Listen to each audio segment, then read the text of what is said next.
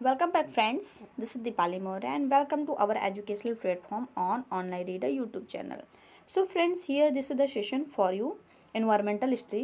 Friends, आपके all teaching exam के related point of view से हम यहाँ पे वन बाय वन सारी डिटेल क्लासेस, सारी डिटेल लेक्चर क्लासेस हम आपके साथ डिस्कस कर रहे हैं, जिसकी वीडियोस आपको कंटिन्यू प्लेलिस्ट में मिल भी रही होगी। एंड हाँ फ्रेंड्स, उसी के पॉइंट ऑफ व्यू से यहाँ पर कुछ इंपॉर्टेंट एक्सपेक्टेड क्वेश्चन आंसर जो कि पर्यावरण से रिलेटेड है, उसको हमने यहाँ पे आपके लिए प्रिपेयर किया है आपके टेट के लिए। तो ये मोस्ट इम्पॉर्टेंट क्वेश्चंस हैं, आपके पेपर के लिए एक्सपेक्टेड हैं। तो इन सभी को ध्यान से अच्छे तरीके से लर्न कर लीजिएगा, सीख लीजिएगा एंड अच्छे तरीके से पढ़ लीजिएगा। सो फ्रेंड्स, अगर कोई डाउट है, कोई सूझे, कोई सजेशन, तो आपसे रिक्वेस्ट है आप हमें कमेंट बॉक्स में कमेंट कर सकते हैं। एंड हाँ फ्रेंड, इसके साथ साथ में सेशन को दोस्तों के साथ शेयर कर दीजिएगा, जिससे जो भी आपके दोस्त हैं, फ्रेंड्स हैं, वो भी हमें इस सेशन को ज्वाइन कर सके, हमारे साथ चीज़ें डिस्कस कर सकें। एंड हाँ फ्रेंड्स, सेशन पे अगर आप नए हैं इस चैनल पर, तो चैनल को सब्सक्राइब करना बिल्कुल मत भूलिएगा हमारे इस ऑनलाइन रीडर चैनल पर। इसके साथ साथ में आप हमें अनअकैडमी पर भी ज्वाइन कर सकते हैं। अनअकैडमी पर आप हमारा नेम दीपाली मौर्य के नाम से हमें वहाँ पे सर्च कर फॉलो कर सकते हैं। तो आइए फ्रेंड्स, आगे डिस्कस करते हैं क्या है आज की सीरीज में, आज के क्वेश्चंस में। तो आज के सीरीज में, आज के क्वेश्चन में जो पहला क्वेश्चन हमने यहाँ पे आप लिख रखा है वो क्या है, कार्बन लेवी क्या है। तो फ्रेंड्स, हमने डिटेल क्लासेस में काफ़ी कुछ सिलेबस के अकॉर्डिंग चीज़ें हमने डिस्कस की है डिटेल्स में। अगर आपने नहीं इसको अटेम्प्ट किया है तो प्लेलिस्ट में आपको मैं वीडियोस के लिंक दे दूँगी, वो भी यहाँ से भी आप अटेम्प्ट कर सकते हैं। अदरवाइज़ चैनल को विजिट कर आप प्लेलिस्ट में सर्च कर लीजिए, वहाँ पे आपको पर्यावरण मिल जाएगा। पर्यावरण से जो भी हमने डिटेल क्लासेस हमने डिस्कस की है वो चीज़ें आपको वहाँ पे मिल जाएंगी। आइए आगे बात करते हैं। तो कार्बन लेवी क्या है। पहला ऑप्शन है जेट और लगने वाला कर, पेट्रोल पर लगने वाला कर, कार्बन ईंधन पर लगने वाला कर, इनमें से कोई नहीं। अब आपको बताना है कि इनमें से क्या राइट आंसर बनेगा। तो यहाँ पे इसके अकॉर्डिंग जो राइट आंसर बनेगा वो क्या हो जाएगा, कार्बन ईंधन पर लगने वाला कर। दैट मीन्स ऑप्शन नंबर हमारा राइट क्या बनेगा, ऑप्शन नंबर राइट हमारा बन जाएगा सी। कार्बन ईंधन पर लगने वाला जो कर होता है उसको हम कार्बन लेवी के नाम से जानते हैं। हमने जब चट्टानों की चीज़ें हमने डिस्कस की थी, वहाँ पे ये सारी चीज़ें हमने कवर किए थे अच्छे तरीके से। चट्टान, सैल, ये सारी चीज़ें हमने एक खनिज और सैल एक हमने वीडियोज़ में डिस्कस किया, भूकंप एक वीडियोज़ में डिस्कस किया, पर्यावरण में परिवार और मित्र, वो सारी चीज़ें एंड आगे जो भी वीडियोज़ बनेंगी वो सारी चीज़ें हम आपके साथ डिस्कस कर रहे हैं। एंड हमने सौर मंडल का भी चैप्टर ओवर कर चुके हैं हम, तो उसको भी आप क्या कर सकते हैं, आप चैनल से विजिट कर सकते हैं। तो सौर मंडल की भी चीज़ें हमने डिस्कस कर दी हैं, उसके जो विभिन्न ग्रह हैं उन सारे के बारे में काफ़ी डिटेल्स में हमने चीज़ें डिस्कस की है। तो आप ज़रूर विजिट कीजिए चैनल को। एंड कोई डाउट है, कोई सूझ है तो हमें कमेंट करें। आगे क्या है, नेक्स्ट क्वेश्चन, भारत के क्षेत्रफल का कितना प्रतिशत भाग सुरक्षित क्षेत्रों में आता है। अब बात की जाए कि भारत के क्षेत्रफल का और कितना प्रतिशत भाग सुरक्षित क्षेत्रों में आता है, तो उसके लिए अगर हम ऑप्शन प्रेफर करें आपको, तो ए ऑप्शन हो जाएगा 4%, बी हो जाएगा 5%, सी हो जाएगा 6% एंड डी हो जाएगा 7%। तो यहाँ पे इस क्वेश्चन के अकॉर्डिंग जो राइट आंसर बनेगा वो क्या हो जाएगा, option number B. Option number B क्या बनेगा, 5%। तो क्षेत्रफल भी काफ़ी ज़्यादा इम्पोर्टेंट है कि भारत के क्षेत्रफल का कितना प्रतिशत जो है क्षेत्र या कितना प्रतिशत भाग सुरक्षित क्षेत्रों में आता है। तो आपका हो जाएगा 5%। अब आइए आगे बात करें। तो जेट्रोफा, ये काफ़ी ज़्यादा इंपॉर्टेंट क्वेश्चन बनता है। इवन आपके पीसीएस वगैरह के एग्जाम्स में भी काफ़ी टाइम ये देखने को मिला हुआ है। पीसीएस में, समीक्षा वाले पेपर में, इन सभी एग्जाम्स में ये क्वेश्चंस जो है विभिन्न टाइम आपके आए हुए हैं, तो वहाँ के लिए भी काफ़ी ज़्यादा इंपॉर्टेंट ये बन जाते हैं, तो आप ज़रूर ध्यान दीजिएगा। जेट्रोफा के अलावा निम्नलिखित में से किस पेड़ के बीज का तेल भारत में सैकड़ों परियोजनाओं के लिए संयंत्र चालक के रूप में साबित हुआ है। ए ऑप्शन है अर्चिस हाइपोगेया, बी है पोगामिया पिनाटा, सी है ब्यूटिया या मोनोस्पर्मा, डी है इनमें से कोई नहीं। तो जो राइट आंसर बनेगा इसका क्या हो जाएगा, ऑप्शन नंबर आपका हो जाएगा B. Option number B is right, Pongamia pinnata. Friends, हमने यहाँ पे आपको ऑप्शन नीचे दे रखे हैं बिकॉज ताकि अगर आप इसका स्क्रीनशॉट लेके सेव करना चाहें तो आप इजी वे में कर सकते हैं, आपको या नेक्स्ट टाइम में जो रिवीजन में आपको काफ़ी हेल्प मिलेगी। नेक्स्ट क्वेश्चन नंबर 4, आईची टारगेट किससे संबंधित है। ये सब आपके पर्यावरण, आपके ईवीएस से रिलेटेड क्वेश्चन है फ्रेंड्स, काफ़ी ज़्यादा इंपॉर्टेंट एंड हेल्पफुल है आपके लिए। तो आईची टारगेट किससे संबंधित है? ए है क्योटो प्रोटोकॉल, बी है नागोया प्रोटोकॉल, सी है जेनेवा कन्वेंशन, डी है वियना कन्वेंशन। तो ये सारे जो कन्वेंशन आप प्रोटोकॉल देख पा रहे हैं ये भी काफ़ी ज़्यादा इंपॉर्टेंट है आपके पेपर के लिए, एंड वन बाय वन हम इन सभी चीज़ों को डिस्कस करेंगे अपने इस प्लेटफॉर्म पर। स्पेशल सेशन में क्योटो प्रोटोकॉल, नागोया, ये सारे जितने भी प्रोटोकॉल्स हैं हम वन सीरीज में सभी को कवर करेंगे, एंड उससे रिलेटेड जितने भी क्वेश्चंस बनेंगे उन सभी क्वेश्चंस को भी हम डिस्कस करेंगे। तो चैनल को सब्सक्राइब कर लीजिएगा, सब्सक्राइब नहीं किया है, ताकि सारी चीज़ें जो भी हम वीडियोस क्रिएट करें आपको आपके लिए उनकी नोटिफिकेशन आपको मिलती रहे। तो आइए अभी बात करते हैं हम क्या डिस्कस कर रहे थे कि आर्ची टारगेट किससे संबंधित हो। तो आर्ची टारगेट जो है संबंधित आपके नागोया प्रोटोकॉल से। किससे है? बी ऑप्शन आपका राइट बन जाएगा। नेक्स्ट है अम्लीय वर्षा ऐतिहासिक इमारतों का नुकसान करती है। इनमें से कौन सी ऐसी प्रतिक्रिया का अंतिम उत्पाद है? तो ए है आपका कार्बन डाइऑक्साइड, बी है जिप्सम, सी है कैल्शियम कार्बोनेट, डी है बुझा चूना। तो यहाँ पे जो राइट आंसर बनेगा वो क्या हो जाएगा? Option number B. क्या हो जाएगा? जिप्सम। जिप्सम जो है वो आपके अम्लीय वर्षा जो है करती है, और इससे जो है ऐतिहासिक जो इमारतें हैं उसको काफ़ी ज़्यादा नुकसान होता है। तो ऐसी जो अंतिम प्रतिक्रिया का जो उत्पाद है वो क्या है? आपका जिप्सम माना गया है। नेक्स्ट है नामदफा राष्ट्रीय उद्यान किससे मतलब किस प्रदेश में है? नामदफा विभिन्न प्रकार के उद्यान भी आपके पेपर के लिए बनते हैं, इंपॉर्टेंट बनते हैं। तो इसके लिए जो हम ऑप्शन प्रेफर करेंगे आपको असम, बी है अरुणाचल प्रदेश, सी है मणिपुर, एंड डी है मेघालय। तो इन चारों ऑप्शन में जो नामदफा जो राष्ट्रीय उद्यान है वो कहाँ है? आपके अरुणाचल प्रदेश में है। तो इसके अकॉर्डिंग आपका बी ऑप्शन राइट बन जाएगा। आगे बात करें नेक्स्ट, वर्ल्ड वेटलैंड की शुरुआत कब हुई थी? Very very most important point अगर इसकी हम बात करें तो वर्ल्ड वेटलैंड की शुरुआत कब हुई थी? तो वो हुई थी आपके लिए, इसके लिए ऑप्शन जो है 1968, 1970, 1971, 1975। तो यहाँ पे आपका चार ऑप्शन राइट बन जाएंगे। तो इन चारों ऑप्शन जो राइट आंसर बनेगा वो क्या हो जाएगा? ऑप्शन नंबर आपका बन जाएगा सी 1971। 1971 राइट बनेगा कि जो वर्ल्ड वेटलैंड की जो शुरुआत हुई थी वो आपकी 1971 में हुई थी। चीज़ें आपको याद होंगी। आगे बात करें नेक्स्ट, केंद्रीय प्रदूषण नियंत्रण बोर्ड द्वारा आवासीय क्षेत्रों में अधिकतम ध्वनि की जो सीमा कितनी हो सकती है? अब आवासीय क्षेत्रों की बात की जा रही है, या क्वेश्चन आपके सीटेड पेपर के लिए बहुत ही ज़्यादा इम्पोर्टेंट बनेगा, एंड इवन केवीएस के लिए भी इम्पोर्टेंट होगा ये क्वेश्चन आपके लिए। तो केंद्रीय जो प्रदूषण नियंत्रण बोर्ड है उनके द्वारा निर्धारित जो आंकड़े हैं उसके आधार पर अगर हम बात करें कि आवासीय क्षेत्रों में जो अधिकतम ध्वनि की जो सीमा है वो कितनी हो सकती है? ए ऑप्शन है 50 डेसिबल, बी है 55 डेसिमल, सी है 60 डेसिमल, डी है 65 डेसिमल। तो यहाँ पे 55 डेसिमल आपका क्या हो जाएगा? राइट आंसर बनेगा। कितना हो जाएगा? 55 डेसिमल। नेक्स्ट है माधव गाडगिल पैनल ने किस क्षेत्र को पारिस्थितिकी रूप से महत्वपूर्ण क्षेत्र घोषित करने का सुझाव दिया है?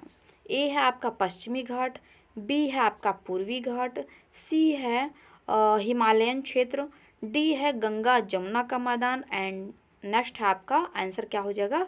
आंसर के लिए जो ऑप्शन ये है उसमें से जो राइट आंसर बनेगा ऑप्शन क्या हो जाएगा? आपका ऑप्शन नंबर ए पश्चिमी घाट। दैट मीन्स जो माधव गाडगिल जो समिति थी, जो पैनल था, उसके क्षेत्र में जो महत्वपूर्ण क्षेत्र को घोषित करने की बात की गई थी वो कब की गई थी? आपके पश्चिमी घाट को की गई थी माधव गाडगिल समिति में। ये चीज़ें आप ध्यान में रखिएगा। और जो पश्चिमी घाट आपका आ जाता है, अगर हम मैप कुछ क्रिएट करें, जो आपका जो इंडिया का जो मैप है ये आपका ये कुछ इस तरीके से जब ये चीज़ें जो आएंगी ये चीज़ें, तो ये जो आपका पोर्शन है कौन सा, ये जैसे कि इंडिया का आपका ये नीचे का प्रायद्वीपीय भाग है, ये इधर आपका लक्षद्वीप है, अरब सागर है, ये अब इधर आपका ये सारी चीज़ें आपके यहाँ पे हैं। तो ये जो ये भाग है ये किस तरीके का, इस साइड का जो वेस्टर्न भाग है ये भाग आपका पश्चिमी घाट कहलाता है। तो माधव गाडगिल समिति के आधार पर इस जो है इस भाग को इस साइड के ये भाग को जो है पारिस्थितिकी रूप से महत्वपूर्ण क्षेत्र घोषित करने का सुझाव दिया गया था, आपको याद भी होगा। आइए आगे बात करते हैं नेक्स्ट क्वेश्चन, निम्नलिखित में से कौन सी संख्याओं के पारिस्थितिकी पिरामिड केंद्र में व्यापक है? ए ऑप्शन हो जाएगा ग्रासलैंड पारिस्थितिकी तंत्र, बी हो जाएगा तालाबी पारिस्थितिकी तंत्र, सी हो जाएगा परजीवी खाद्य श्रृंखला, डी हो जाएगा वन पारिस्थितिकी तंत्र। तो इसके लिए जो राइट आंसर बनेगा वो क्या हो जाएगा, वन पारिस्थितिकी तंत्र। दैट मीन्स डी ऑप्शन आपका राइट हो जाएगा इस क्वेश्चन के लिए। इस क्वेश्चन के लिए क्या हो जाएगा, डी ऑप्शन राइट बनेगा। Next question very very most important लगा लीजिए आप, मल्टीपल टाइम आया हुआ है एंड आगे के लिए पॉसिबिलिटी बनती है। विश्व का पहला ओजोन परत संरक्षण के लिए सम्मेलन कहाँ हुआ था। ये क्वेश्चन अलग टाइप से भी बन सकता है कि ओजोन परत के संरक्षण के लिए सबसे पहला सम्मेलन कहाँ हुआ था। विभिन्न प्रकार के क्वेश्चन बन सकते हैं, इवन आपको क्वेश्चन का आंसर ध्यान में रखना है। तो इसके लिए जो पहला ऑप्शन बनेगा वेनिस, बी है वियना, सी है दिल्ली एंड डी है टोक्यो। तो ओजोन परत के संरक्षण के लिए जो आपका पहला जो सम्मेलन हुआ था वो कहाँ हुआ था, वियना सम्मेलन। वियना सम्मेलन जो है इसके लिए आपके लिए राइट आंसर बनेगा। 12 नंबर क्वेश्चन है, किन जंगलों में 1932 में भारत की पहली बाघों की जनगणना हुई थी। अब उस जंगल का नाम आपको बताना है। ए ऑप्शन है काजीरंगा, बी है पलामू, सी है रणथंबोर, डी है गिर। तो ये 4 ऑप्शन है और इन चारों ऑप्शन में जो राइट आंसर बनेगा वो क्या हो जाएगा आपका पलामू। पलामू आपका राइट आंसर बनेगा जो कि ऑप्शन नंबर बी है। दैट मीन्स पलामू के जंगलों में 1932 में भारत की जो पहली बाघों की जो जनगणना हुई थी वो वहाँ पे हुई थी। तो फ्रेंड्स सेशन कैसा लग रहा है, अगर आपने अभी तक लाइक नहीं किया तो आप सभी से रिक्वेस्ट है लाइक ज़रूर कर दीजिए एंड आप फ्रेंड दोस्तों के साथ शेयर ज़रूर करिए सोशल मीडिया पर। आइए आगे बात करते हैं नेक्स्ट क्वेश्चन क्या है। क्वेश्चन नंबर 13, पिट्टी पक्षी अभ्यारण्य कहाँ स्थित है। वेरी मोस्ट इंपॉर्टेंट ये भी है पर्यावरण की दृष्टि से। ऑप्शन क्या है, A Tamilnadu, option B Kerala, option C Andaman Nicobar द्वीप समूह, option number D Lakshadweep. Right answer क्या है हमें कमेंट करके आप बता सकते हैं जल्दी से। तो इसके लिए जो राइट आंसर बनेगा क्या हो जाएगा, लक्षद्वीप। लक्षद्वीप हो जाएगा पिट्टी पक्षी अभ्यारण्य जो है वो कहाँ पर है, लक्षद्वीप पर है। आगे बात करें नेक्स्ट क्वेश्चन, विश्व जल दिवस कब मनाया जाता है। 22 की जो तारीख है आपके लिए काफ़ी ज़्यादा इम्पोर्टेंट बनती है। अभी मैं आपको उसके लिए उसका डिस्क्रिप्शन भी मैं आपको दूंगी। अभी मैं क्वेश्चन जो यहाँ पे डिस्कस कर रही हूँ कि विश्व जल दिवस कब मनाया जाता है। ए ऑप्शन है 21 मार्च, बी है 22 मार्च, सी है 23 मार्च, डी है 24 मार्च।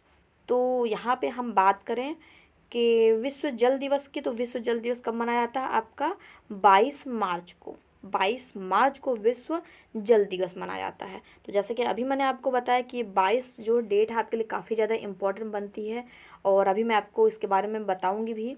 तो जैसे कि 22 मार्च की डेट तो आपने देखी, 22 मार्च को विश्व जल दिवस। अब आ जाते हैं एक महीने बाद 22 अप्रैल को। क्या आ जाते हैं, 22 अप्रैल को। तो 22 अप्रैल को जिन भी फ्रेंड्स को अगर याद आ रहा होगा तो कमेंट करके आप प्लीज़ हमें बता सकते हैं कि 22 अप्रैल को क्या मनाया जाता है।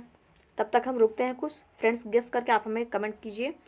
नेक्स्ट है फिर 22 मई। 22 मई की डेट भी काफ़ी ज़्यादा इंपॉर्टेंट बनती है वो भी, तो आप हमें कमेंट करके बता सकते हैं। तो चलिए मैं बताती हूँ, 22 मार्च आपका विश्व जल दिवस, 22 अप्रैल जो है आपका विश्व पृथ्वी दिवस एंड अगर 22 मई की बात करें तो विश्व जैव विविधता दिवस।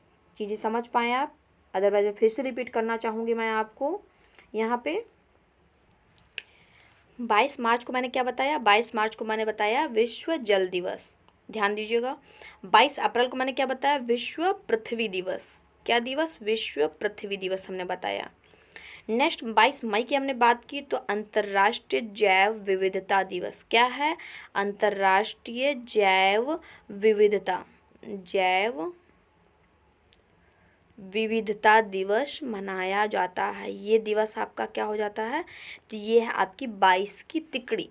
22 की तिकड़ी काफ़ी ज़्यादा इंपॉर्टेंट बनती है आपके पेपर के लिए, तो इसको ध्यान में रखिएगा। अगर कोई डाउट है, कोई सूझे, कोई सजेशन, तो आप हमें कमेंट जरूर करें। क्या करें, आप हमें कमेंट करके डाउट्स को क्लियर कर सकते हैं। आइए आगे बात करते हैं नेक्स्ट क्वेश्चन क्या है। नेक्स्ट क्वेश्चन है क्वेश्चन नंबर 15। क्वेश्चन नंबर 15 क्या है अभी की सीरीज का, साइलेंट वैली नेशनल पार्क कहाँ है। अब बात की जा रही है साइलेंट वैली की, ये भी ज़्यादा इंपॉर्टेंट है आपके पेपर के लिए इन्वायरमेंट में। ए ऑप्शन है केरल, बी है कर्नाटका, सी है तमिलनाडु, डी है आंध्र प्रदेश। तो साइलेंट वैली कहाँ है आपकी, तो साइलेंट वैली है आपकी केरला में। A option is right of this question. आगे बात करें नेक्स्ट क्वेश्चन, क्वेश्चन नंबर 16। परम्बिकाकुलम वन्य जीव अभयारण्य कहाँ स्थित है। परम्बिकुलम वन्यजीव अभयारण्य कहाँ है। ए ऑप्शन है केरला, बी है तमिलनाडु, सी है आंध्र, डी है कर्नाटका। कहाँ है कमेंट करके बताइए। वैसे फिलहाल इसका जो राइट आंसर बनेगा वो क्या हो जाएगा आपका केरला। केरला जो है परम्बिकुलम जो वन्यजीव अभयारण्य कहाँ स्थित है, आपके केरल में स्थित है। नेक्स्ट क्वेश्चन, निम्नलिखित अंतर्राष्ट्रीय निकायों में से किसने बाघों को बचाने और बाघ के आवासों को संरक्षित करने के लिए ग्लोबल टाइगर इनिशिएटिव शुरू करने में सक्रिय रुचि ली है। तो ए ऑप्शन है यूनाइटेड नेशन ने, बी है वर्ल्ड बैंक ने, सी है वर्ल्ड इकोनॉमिक फोरम ने, एंड डी है इनमें से कोई नहीं। तो किसने की है, निम्नलिखित अंतर्राष्ट्रीय निकायों में से किसने बाघों को बचाने और बाघों के आवास, दैट मीन्स बाघों पर स्पेशली ध्यान दिया गया है ग्लोबल टाइगर इनिशिएटिव के तहत। जो है ये प्रक्रिया, ये जो है एक प्रोग्राम शुरू किया गया था। तो किसने किया है, तो किसने किया है आपके वर्ल्ड बैंक ने। वर्ल्ड बैंक ने जो है ग्लोबल टाइगर इनिशिएटिव, ये एक इस प्रकार के सक्रिय जो है एक प्रोग्राम लॉन्च किया था, शुरू किया था। नेक्स्ट है, भारत का पहला समुद्री जैव विविधता के लिए राष्ट्रीय केंद्र NCBM कहाँ है। Very very most important point ये भी है। ए है जामनगर, बी है नई दिल्ली, सी है मुंबई, डी है गांधीनगर। तो कहाँ है आंसर बताइएगा। तो भारत का पहला जो राष्ट्रीय जैव विविधता के लिए जो राष्ट्रीय जो केंद्र बनाया गया था वो कहाँ है आपका जामनगर में। कहाँ है right answer, Jamnagar, that means option number A. आगे बात करें next question, question number 19। Jatropha Kirkus कहाँ पाए जाते हैं। क्या जेट्रोफा कर्कस, ए ऑप्शन है यूरोप, बी है उत्तरी अमेरिका, सी है दक्षिणी अमेरिका, डी है मध्य अमेरिका। तो जेट्रोफा कर्कस जो है, कर्कस कहाँ पाए जाते हैं, तो मध्य अमेरिका में पाए जाते हैं। Option number D is right. आगे बात करें नेक्स्ट क्वेश्चन नंबर 20। आर्गन पृथ्वी पर पाई जाने वाली तीसरी सबसे बड़ी गैस है। यह किस समस्थानिक के विघटन से बनता है। चीज़ें बहुत ज़्यादा इम्पोर्टेंट है, ध्यान दीजिएगा। तो इसके लिए ऑप्शन है K14, बी है CA14, सी है CA48, डी है K41। तो इन चारों ऑप्शन में जो राइट आंसर बनेगा वो क्या हो जाएगा, ऑप्शन नंबर हो जाएगा आपका ए K40। K40 जो है ये ऑर्गन पृथ्वी पर जो पाई जाती है उसकी जो तीसरी सबसे बड़ी गैस है, ये K40 जो है उनके समस्थानिक के विघटन से K40 ये बनती है। मैं आशा करती हूँ सेशन आपको इजी वे में अच्छा तरीके से सारी चीज़ें समझ में आई होंगी। So friends, thank you for watching me on YouTube. And हाँ फ्रेंड्स, आप हमें अनअकैडमी पर भी ज्वाइन करना बिल्कुल मत भूलें। अनअकैडमी पर आप हमें दीपाली मौर्य के नाम से ज़रूर फॉलो कर सकते हैं। एंड हाँ, यूट्यूब पे आप हमें ऑनलाइन रीडर हमारे चैनल को जरूर नीचे आप सब्सक्राइब का बटन होगा, सब्सक्राइब कर लें, बेल आइकन प्रेस कर दें। एंड हाँ, उसके साथ साथ में आप इस सेशन को दोस्तों के साथ में शेयर करना बिल्कुल मत भूलें। सेशन को दोस्तों के साथ शेयर कर दें, लाइक ज़रूर करें। एंड हाँ, कोई डाउट है, कोई सूझे, कोई सजेशन है तो कमेंट करें। एंड हाँ friends, important and additional information में अनअकैडमी पर आपको 430+ वीडियोस मिलेंगी आपको हमारे जो है टीचिंग एग्जाम से रिलेटेड। टीचिंग एग्जाम्स आपके ऑल टेट के एग्जाम के पॉइंट ऑफ व्यू से, चाहे आप CTET हो, UP टेट हो, KVS हो, NVS हो, DSSB, ऑल टीचिंग एग्ज़ाम के पॉइंट ऑफ व्यू से हमने 430+ वीडियोस वहाँ पे आपके लिए अवेलेबल करा रखी हैं। तो वहाँ पे आप हमें अटेम्प्ट करें एंड जो है इस प्लेटफॉर्म को डाउनलोड करके इंस्टॉल करके अपने जो है PC में, अपने जो है सिस्टम में, मोबाइल में, देन जो है सर्च बार पे जाके आप हमें दीपाली मौर्य के नाम टाइप करके वहाँ से आप हमें फॉलो कर लीजिए। एंड हाँ, यूट्यूब पर आप हमें जो है सब्सक्राइब कर लें, फॉलो कर लें, जो है लाइक कर दें एंड शेयर कर दें दोस्तों साथ में। सो फ्रेंड्स, मिलते हैं नेक्स्ट सेशन में, नेक्स्ट वीडियो साथ में कुछ इसी तरीके से अच्छी अच्छी इंपॉर्टेंट चीज़ें, इंपॉर्टेंट क्वेश्चन हम आपके साथ डिस्कस करेंगे। तो अगर सब्सक्राइब नहीं किया तो सब्सक्राइब ज़रूर कर दें। मिलते हैं नेक्स्ट सेशन में नेक्स्ट वीडियो साथ में। Bye bye, have a nice day.